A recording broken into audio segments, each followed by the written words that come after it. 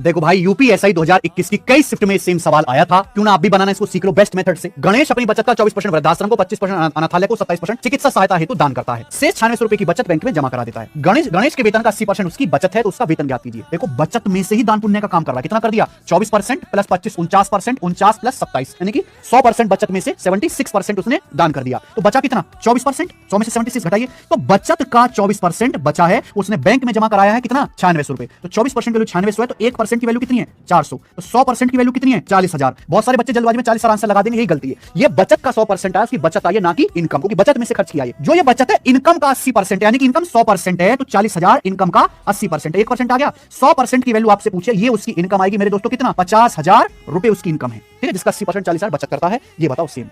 एक सवाल सीएचएसएल 2024 में आया और दुख की बात रही कि शिक्षक भी इस सवाल को करने में ऑप्शन पे आ गए। उनको लगा पता नहीं नया सवाल पूछ लिया। कह भी रहे नया सवाल है, वैसे मैं पूछना चाहता हूं इसमें क्या नया है? क्या ऐसे सवाल पॉपुलेशन में हमने परसेंटेज में नहीं किए? क्या हमने ऐसे सवाल सीआई में नहीं किए? क्या ही इस सवाल में ये कह रहा है 500 अंडे हैं, 3 बार 20% कम करूंगा, 2 बार 20% इंक्रीज करूंगा। अगर 20% 3 बार कम करूंगा यानी 5 की क्यूब से 4 की क्यूब करूंगा, यानी 500 से 256 कर दूंगा। और 256 से फिर जब 1024 करना होगा यानी 1 से 4 करना है, 2 बार में, यानी एक बार में 1 से 2 करना है। 1 से 2 का मतलब 100 से 200, 100% उत्तर आ गया। आप कहते हो ऑप्शन चेक कर लो, आप 20% चेक कराते हो। 20% कैसे हो सकता है? अगर 20% कम किया है हमने और 20% बढ़ाएंगे तो वैसे 4% कम हो गया। कभी भी 500 से 1024 आएगा नहीं। तो 20 और 10 तो चेक ही नहीं करने। 500% का मतलब होता है 6 गुना। 6 गुना अगर मैं करूंगा केवल 20% कम करके, तो ये क्या केवल दुगना ही होगा? 500 भी नहीं चेक करना। अगर ऑप्शन से ही करना था तो चेक भी करने की जरूरत नहीं थी, उत्तर सीधे 100%।